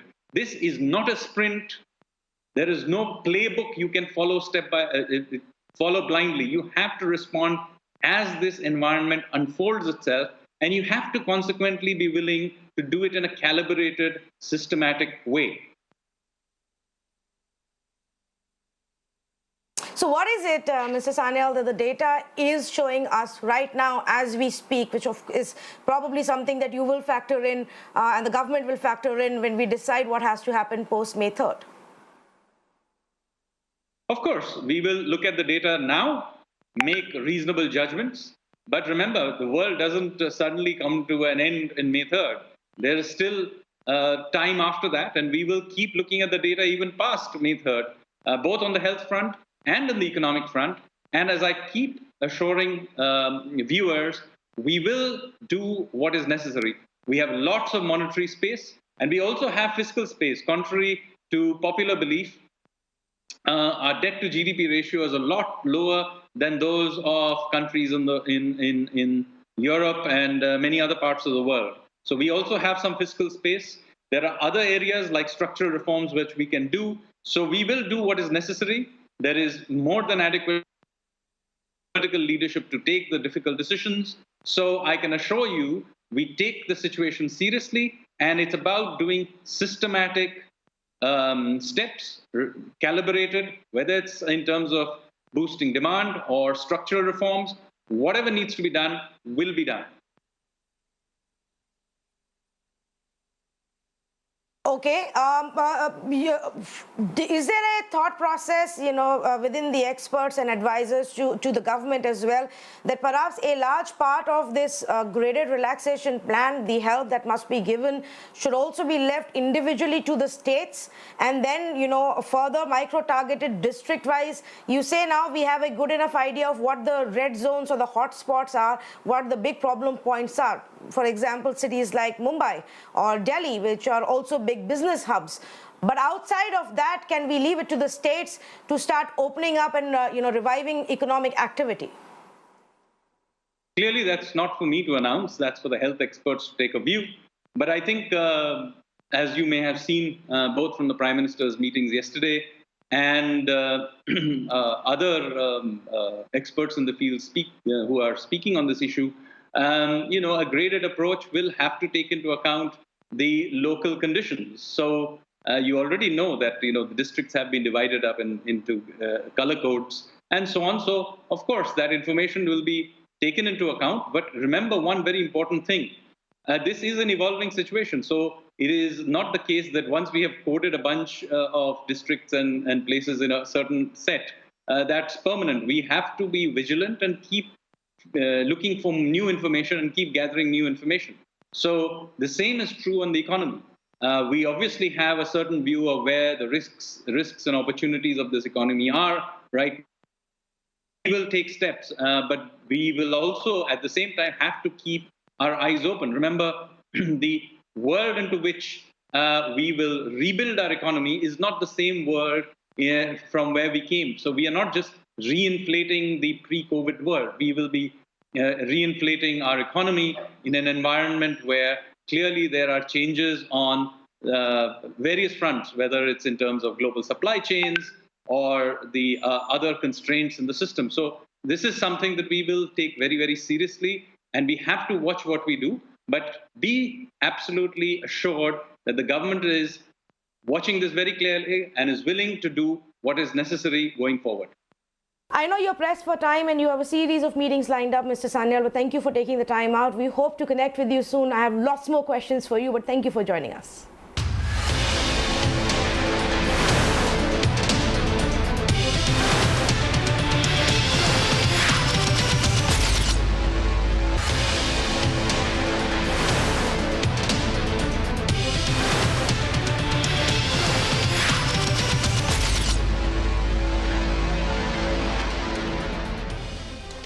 Welcome back. Now, to reduce the burden on the healthcare infrastructure, the government, viewers, has decided that as far as the patients with mild symptoms of COVID are concerned, which are the mild cases or even the asymptomatic one, pre-symptomatic one, they don't really need to be hospitalized. And if they have a proper home and a proper support system and care facility, they can actually just be quarantined in their own homes and do not need to be hospitalized. Let's just try and understand what this means. How will this help us? Will there be any hurdles? And largely, of course, also talk about the healthcare infrastructure. For now 5 weeks and more, the country has been in a state of lockdown, giving time to our governments to actually build on the healthcare infrastructure. Are we ready now? If the burden goes up in the coming weeks, are we ready to emerge from the lockdown with enough number of hospitals and quarantine centers and additional beds and ventilators? Is that part prepared? That's the other big question that I want to ask. Let's say good evening to our special guest joining us tonight, Dr. Naresh Trehan, is the chairman and MD of Medanta, joining us right now. Dr. Trehan, thank you for your time. Let's begin with this decision that's been taken by the central government. In fact, Bengal Chief Minister was the first one to speak about it yesterday, to say, well, if people don't have the symptoms or are mild cases and have mild symptoms, they will be allowed to go home. Now it's a nationwide advisory that has been issued. What do you make of it? I think it's a very good move. If we go by the experience from other countries, it's been proven that if the facilities at home exist and patients are very mild symptoms or no symptoms at all, then they are suitable to isolate at home. So this has been one of the techniques to lessen the burden on the healthcare facilities like hospitals and all that. So there are several aspects to it that must be adhered to. So the guidelines are very clear and strict, which means that you have to isolate yourself if you have enough space in your home, that you are isolated to one room and you stay there, and there is a caregiver who interacts with you. Now, if the caregiver is going to be entering your room or coming near you, both the patient and the caregiver must wear 3-layer masks. They should be, the person who's is isolated has to be registered on the Arogya Setu app so that they can report their health twice a day on that, and also there is a medical officer assigned to that person. Now, as long as they stay asymptomatic, first of all, they have to be all put on hydroxychloroquine, not only the patient, the caregiver, but also everybody else who's in the house. Now, especially if there are older people in the house or they are vulnerable by comorbidities, they must be kept far away. So from the isolation room.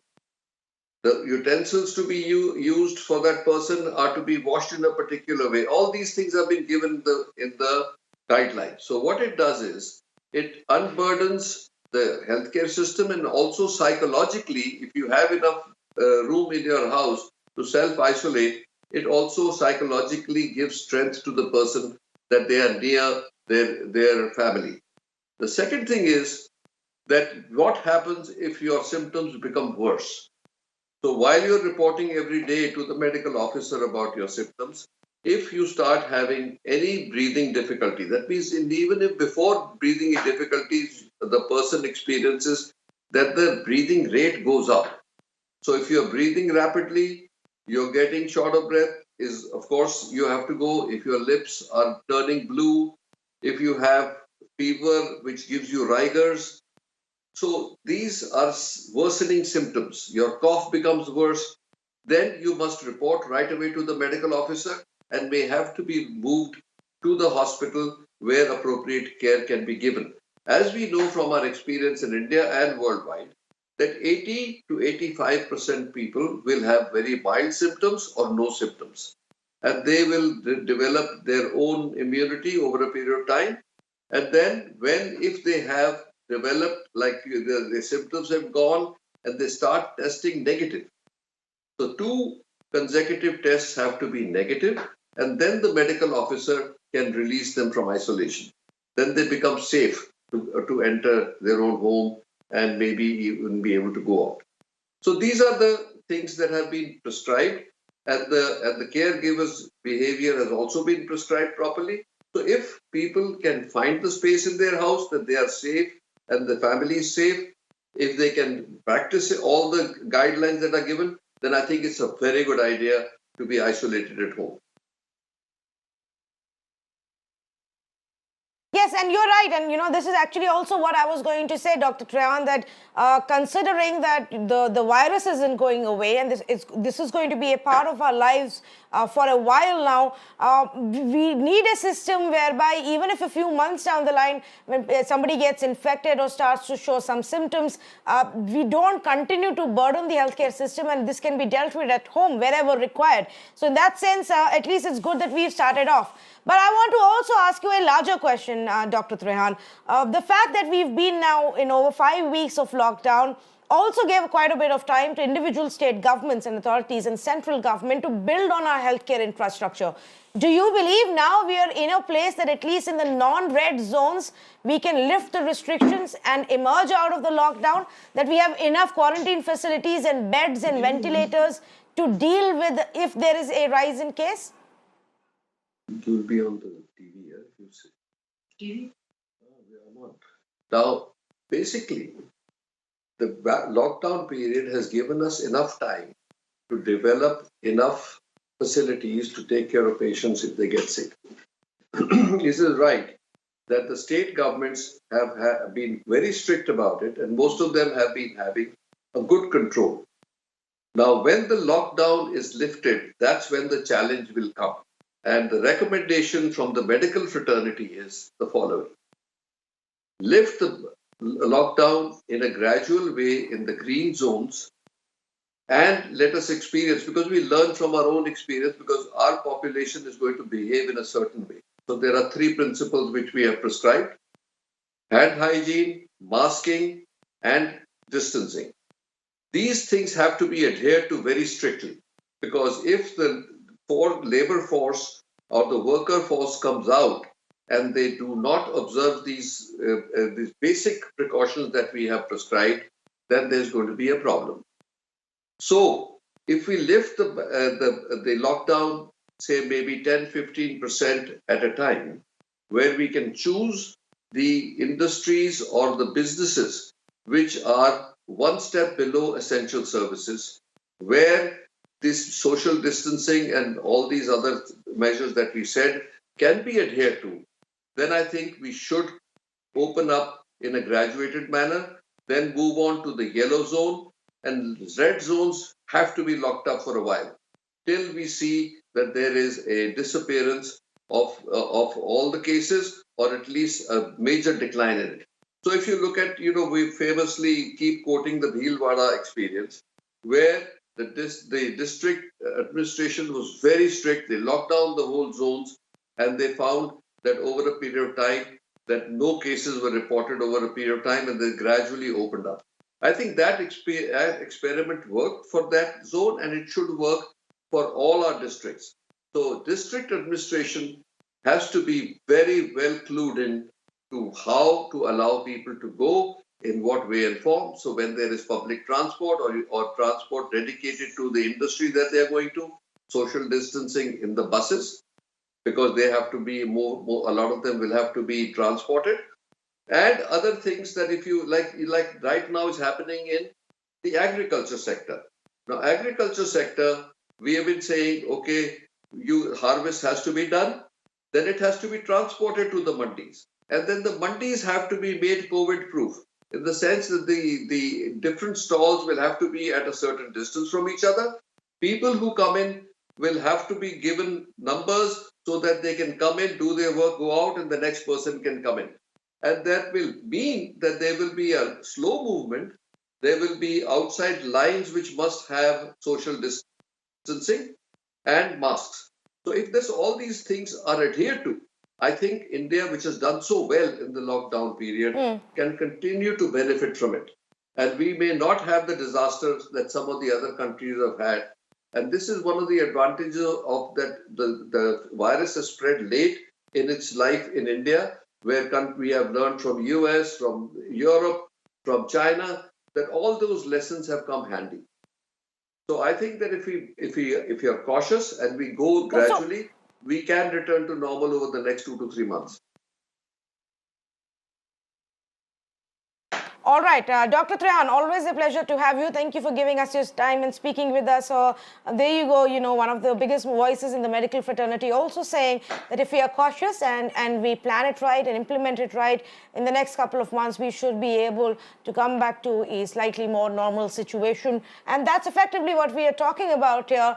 The way forward, post May 3rd, what do we do? Start focusing on restarting some parts of the country again, bringing in some more relief if the data suggests that we're able to do that outside of course, the zones which have high number of cases, the hotspots and the red zone. So that's as far as this story is concerned. Thank you, Dr. Trehan, for joining us. Let's move on and get you a story now from West Bengal. Now, alarming visuals have actually emerged from West Bengal in the last couple of hours, viewers, and this is from Howrah actually, where policemen were attacked. Their vehicles were targeted as they were trying to disperse a crowd. They were in fact attacked while they were trying to enforce a lockdown in Howrah. And Howrah, by the way, is a red zone. Now, Tamal's been tracking that story for us and has the latest on-ground update for us. Tamal, what's happening in Howrah?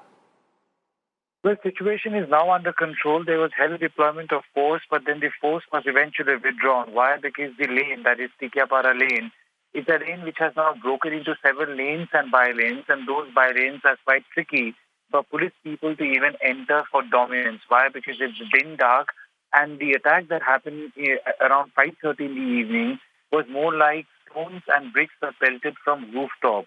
The police did not take a chance. Yes, they went there. They have asserted their presence. They also did the aerial survey through drone cameras, and they understood the crowd which is out on the street. They are simply there because they do not want to be inside the house anymore.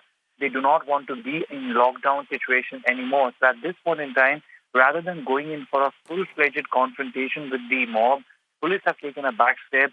And even though there is police presence and barricades are there, however, the RAF has now been pulled off. The RAF has been withdrawn. Possibly they would come back again tomorrow morning. At this point in time, the West Bengal police has just tweeted that they would be taking strict action against the offenders and that no one would be spared. Law breakers would be booked. A tweet which has also been retweeted by Mamata Banerjee, the Chief Minister, essentially trying to underline that anyone who is trying to defy the lockdown or break the law and order situation, they would be punished. But then you also have to understand this unfortunate development has happened at a time when the central team is also in Kolkata. The central team which is in Kolkata had the responsibility to do assessment of Kolkata, Howrah, North 24 Parganas and East Midnapur. So yes, they have been to Howrah. Initially, Howrah was all quiet, and Howrah had seen a lot of progress in the past couple of days, even though there had been many cases being reported, but police had enforced containment zones, something which was defied today as a matter of challenge now posing before the administration. Absolutely. Tamal, thanks so much for bringing us that story. Well, moving on. Today, two big voices, two big policy makers actually spoke on the COVID situation. One was the Health Minister, Dr. Harshvardhan, who said that India has done a great job with this lockdown to help flatten the curve, bring down the number of cases.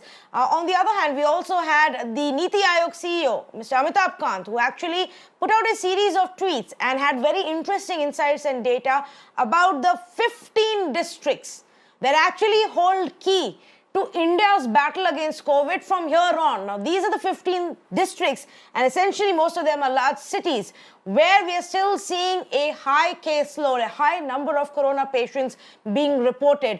And if we get this right, then we would have actually essentially won half the battle. So that's a very interesting set of data that he also put out. Let's go across to Ayushman to get you more on that. Ayushman, so 15 cities, including those like Vadodara, Kurnool, Bhopal, Thane, Agra, Chennai, Surat, and of course, some of the bigger ones that are already in focus. Yes, Tanvi. In fact, the Union Health Minister focused on the all India aspect, where he said that over 300 districts in India right now are in the non-hotspot category. The response of Amitabh Kant was not exactly the response, but the tweet from Amitabh Kant was basically focused on main areas where we need to focus now. Now, incidentally, if you count these, one is Thane, Mumbai, and Delhi, very significant places as far as the economy and the power center is concerned. And it has also been marked there, Tanvi, that these are the places, even if we are witnessing the doubling rate going, the number of days in doubling rate is increasing, but these areas remain the concern. And also, Amitabh Kant is the chairman of one of the empowered committee, which basically deals with NGOs and the other options. But here, importantly, he pointed out which are the core concern areas, which are the main districts where India now needs to focus upon, because we have seen several districts, like the health minister pointed out, that we have 17 districts all across the country where in last 28 days we haven't seen one case. That means they've been converted in the green zone. But now the focus should be as to which are the cities which are where we are witnessing high caseloads. And that tweet from Amitabh Kant clearly pointed that out. And unfortunately, we are seeing the main hubs of India, Mumbai and Delhi, being there in that list. Yes, absolutely. And like you said, two big voices coming in, and just to take our viewers also through what Dr. Harshvardhan pointed out, he said that there have been actually no fresh cases in 80 districts of our country in the past 7 days. There have been no fresh cases in about 47 districts in the past 14 days. So in the past 2 weeks, in about 47 districts of our country, there have been no fresh cases. In 39 districts, there have been no fresh cases in the last 3 weeks. That's 21 days. And 17 districts have actually not reported a single case in the past 28 days, 4 weeks. So these are the districts that are actually, doing really well. On the other hand are the 15 districts and big cities that actually now need our attention if we have to defeat Corona and win this battle. So Ayushman, thanks so much for really putting this in perspective and bringing us those updates. Let's move on and get you some heartbreaking stories that have actually emerged from Tamil Nadu amidst this lockdown. And obviously, as the economy takes hit, work comes to a grinding halt. It's a story of despair that's emerged from Tenni area in Tamil Nadu. Several day wage workers were seen eating spoiled rice. What's even more shocking is that this rice had actually just been dumped near a very unhygienic location, completely wasted, dumped, spoiled rice, and people who didn't have any food actually resorted to eating this. And this is just one of the 2 instances that emerged from Tamil Nadu just today, highlighting that even, in these times, there is still a big concern about the poor in this country going without any money and without any food. Pramod, in fact, is joining me with the details. Pramod, let's talk about what happened in the Tenni area in Tamil Nadu. Well, certainly, this is a location called as Bodi in Tenni district, and what happened over there is that there is a location where the villagers are using it for open defecation. And on Monday morning, when they went over there, they saw that a large pile of rice, spoiled rice, has been dumped by someone in that area who had left that spot. And within a couple of minutes, as the news spread, the day wagers who were living around, they immediately came to the spot and they started collecting the rice. It was a very unfortunate sight, because the people who were collecting the rice were actually not questioning about what happened, who dumped the rice, but their only question is that even if the rice is spoiled, why couldn't they give it to the people who needed it instead of making them come and collect it from an area which is filled with feces? That's how one of the residents called Malarvili actually asked these details. And this is only highlighting the plight of not just migrant workers, but also day wagers who do not have, see any future amidst this lockdown, and how they are suffering in the state of Tamil Nadu.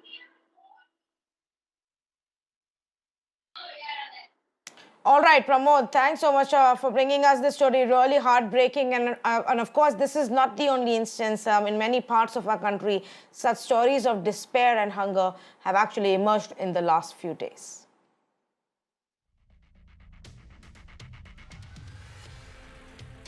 Well, we are completely out of time on this edition of The Urban Debate. Thank you for joining us.